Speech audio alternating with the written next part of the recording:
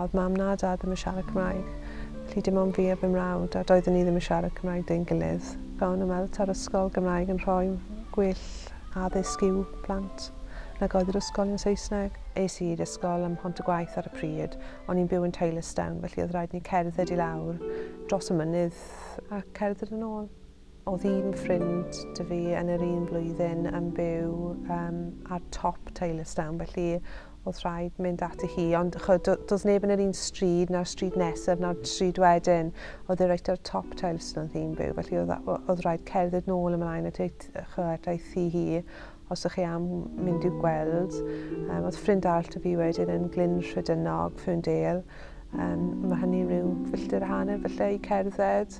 Oedd hi top Glynredyn, felly rhyw 2 milltir. Felly os ydych chi am gweld hi, bydd ni cerdded i Glynredyn yn ôl lawr to.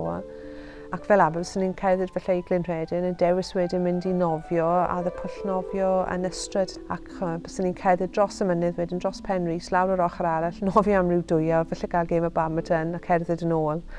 Felly o'n i wastad yn crwydro rownd ac yn cerdded lot fawr i cyrraedd ffrindiau ac ati.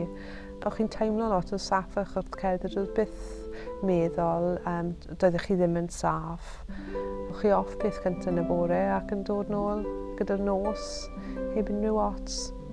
O'n i yn mwynhau cerdded o ran hynny. O'n i hyd yn oed, pan o'n i'n ifanc o ran hynny, yn sylweddoli bod yr ardal, y lle o'ch amgylchu yn lle hyfryd iawn.